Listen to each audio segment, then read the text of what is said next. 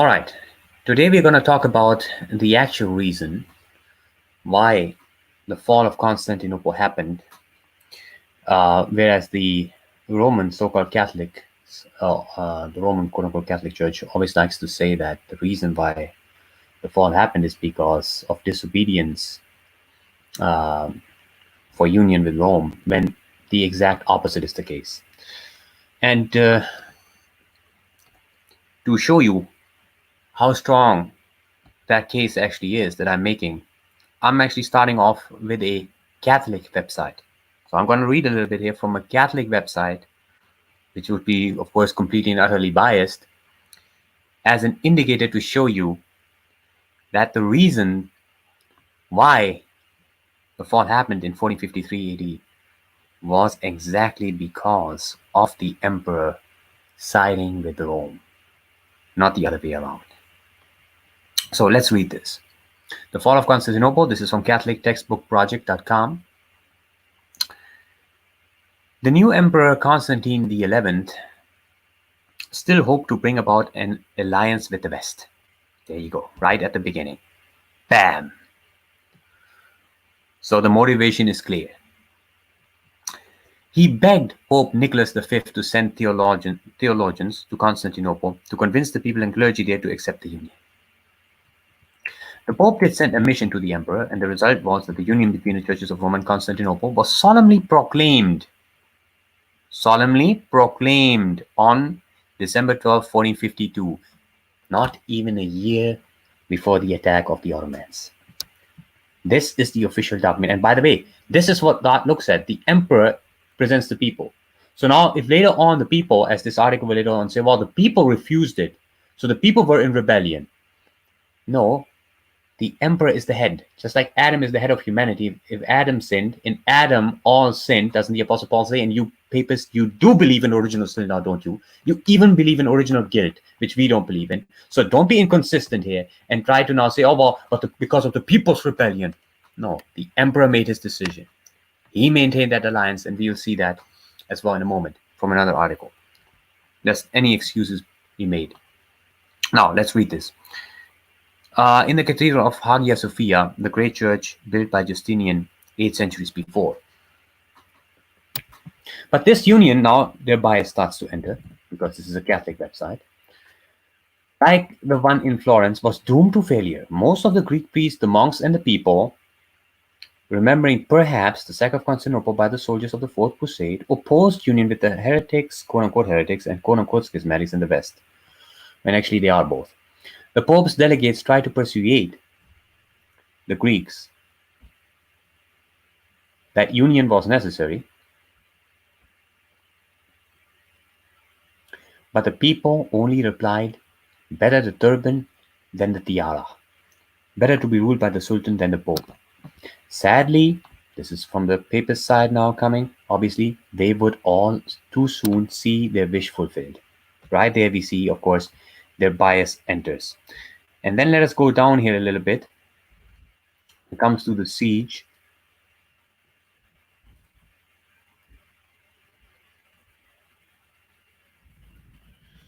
In the early morning hours of May 29th, Mehmed unleashed his assault on the city, attacking it from 3 sides. The defenders repulsed 2 of the attacks, but the last attack overwhelmed them.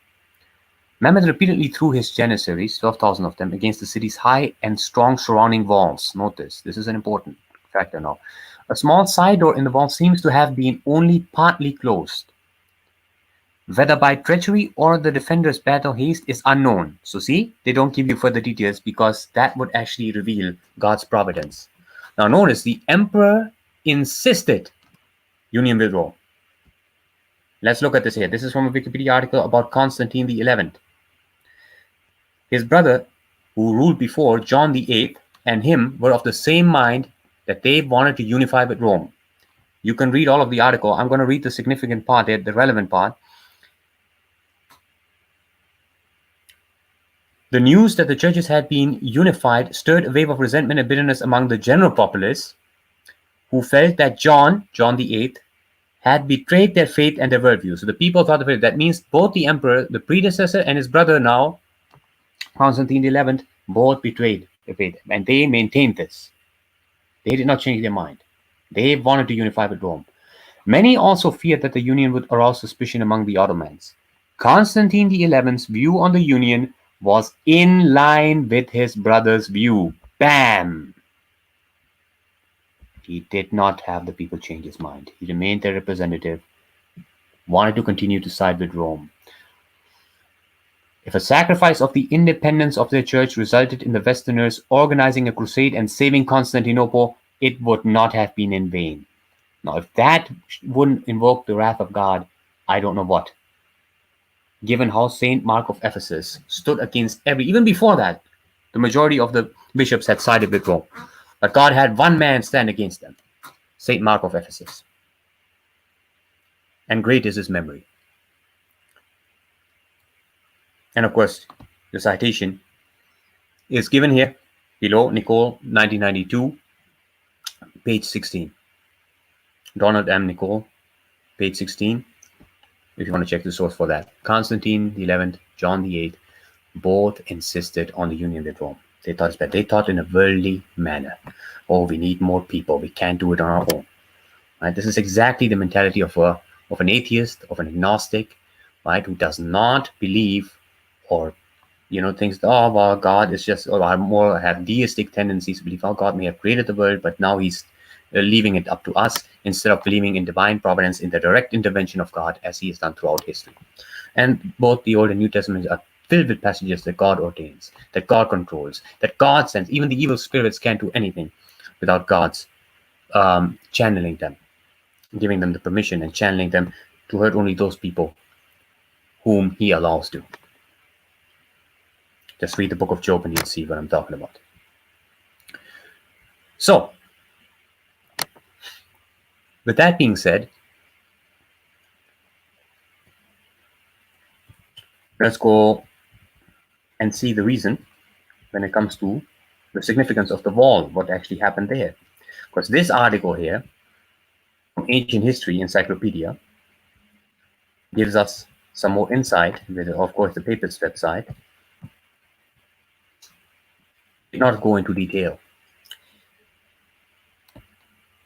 Now, Muhammad launched a massive go for broke, throw everything at them assault at dawn on 29 May, as we read before. First to be sent in after the usual cannon barrage were the second wave troops. Then a second wave was launched with better armed troops, and finally a third wave attacked the walls, this time composed of the Janissaries, the well-trained and highly determined elite of Mehmed's army.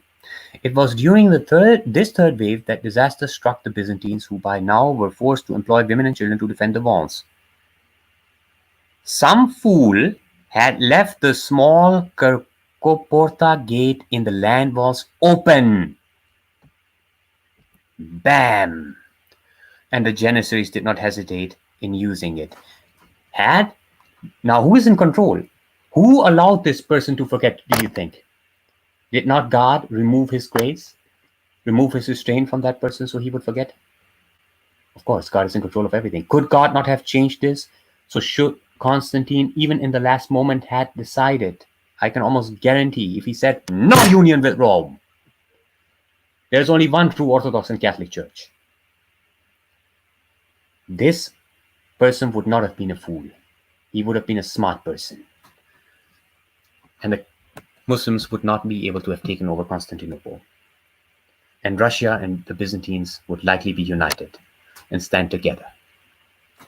Right? As the new Rome. And there would be no third Rome, to which I'm now coming. Because right after, it's no coincidence, we had, or shortly after, approximately 100 years, we had Ivan IV, the first Tsar of Russia. Despite what you may think about it, whether he's called, or whether you think that he was terrible, or he was, he caused a lot of bloodshed, he killed his own son, which is not even clear that he did. But be that as it may, God can even use somebody who's violent, who's brutal, to fulfill his purposes. And he did. So let us go to the significance of the third Rome now, which happened after the sect. Now, one would expect if the Roman Catholic Church were correct, all the power should now be back in the hands of Rome, right? Russia should never have come to power the way it did, right? It should never have built these massive and beautiful and awe-inspiring cathedrals, as we shall see. But it happened. The idea of Moscow being the third Rome was popular since the early Russian Tsars. Within decades after the fall of Constantinople to Mehmed II of the Ottoman Empire on May 29, 1453, some were nominating Moscow as the third Rome. See God's providence at work here? Or the new Rome. Stirrings of this sentiment began during the reign of Ivan III, Grand Duke of Moscow, who had married Sophia Paleolog. Sophia was a niece of Constantine XI, the last Eastern Roman emperor, and Ivan could claim to be the heir of the fallen Eastern Roman Empire. Bam! It is noteworthy that before Ivan III, Stephen IV, king of Serbia, and Ivan Alexander, king of Bulgaria, both related to the Byzantine dynasty, facing the decline of the Byzantine Empire in the 15th, I think it should be in the 15th century, made similar claims, because it's 1453. Bulgarian manuscripts advanced the idea, they're talking about the decline, so that may have already started in the 14th century. Bulgarian manuscripts advanced the idea that Turnovo, the capital of the Bulgarian Empire, was the new Constantinople. These plans were never realized as the Ottomans defeated the Serbs at Kosovo Pole in 1389 and put an end to the Second Bulgarian Empire in 1396 with the occupation of the Despotate of Vidin. However, the rhetoric developed to this respect earlier in Turnovo was imported to Moscow by Cyprian, a clergyman of Bulgarian origin who became Metropolitan of Moscow in 1381. The idea crystallized when with a panegyric letter composed by the Russian elder monk Philotios, in 1510 to their son Grand Duke Basil III, which proclaimed, "Two Romes have fallen, the third stands, and there will be no fourth. No one will replace your Christian tsardom." This is a very powerful and profound phrase, and that's why I believe there will be one final Tsar arising, as many prophecies say, which I'm not going to go into here in the end. And Brother Vladimir Putin has already been ordained by God, has been blessed by the Patriarch to pave the way for that Tsar to take the throne. That will be the final rule before the coming of the Antichrist. Therefore, Russia will be the only nation, the only godly Orthodox nation, as a nation, to stand against the world which is succumbed to all kinds of fleshly matters. Just look at the Papist Church. Just look at the downfall of the Papism, especially since Vatican II.